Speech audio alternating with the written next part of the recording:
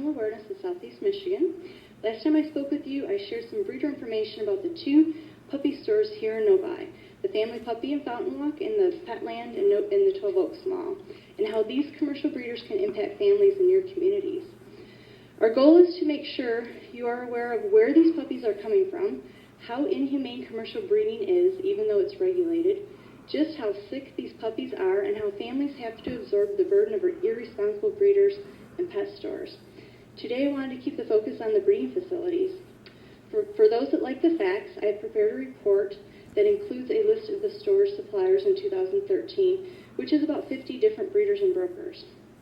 In the report, you will find their licensing status, adult dog inventories, violations of the Animal Welfare Act, and photos. You will see that these stores do work with some unlicensed breeders. They regularly ship from large kennels, some with over 200 dogs, and many have repeat violations. If you don't have time to read the shocking USDA written reports, all you need to do is look at the photos and you will find the conditions to be unacceptable. Many of these breeders have horrible violations, and the stores continue to ship from them. They are using no discretion when selecting breeders. You might wonder how they can be this horrible if the USDA is licensing them. The USDA license only means they are allowed to sell wholesale. They can't ensure humane conditions or quality bred dogs. They only visit once a year, and puppy farmers usually ignore the violations as they end up with repeat violations and are given plenty of time to correct them. There's little enforcement or penalties.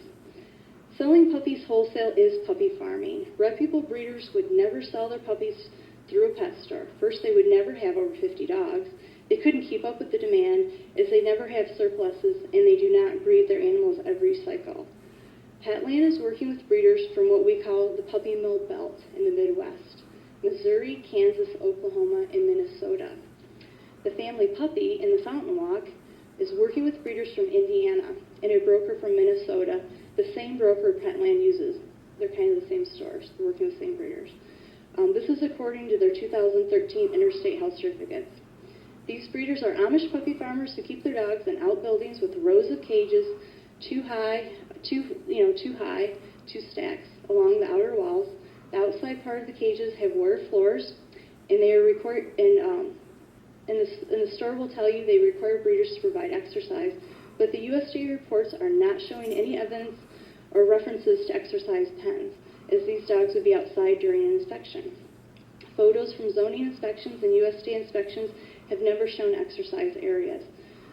They receive minimal food, veterinary care, and socialization. They are overbred, inbred, and disposed of when they can no longer breed.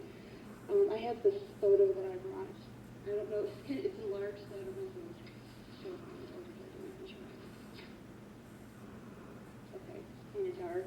But this is a 200-dog kennel. That was the main supplier that I mentioned last time that supplies the Family Puppy. This is an Amish breeder, northern Indiana, 200 dogs, rows of cages. She has a photo of another breeder that supplies the Family Puppy, and you can see they live on these wire floors. They live in these kennels their whole lives. So I will send you the report this week with more information about the source breeders we're tracking. They are not borderline puppy mills. These are puppy mills, and we need to shut the pipeline down to our communities. And Anita would like to speak a little bit further about what you can do to help. But thank you for your time tonight.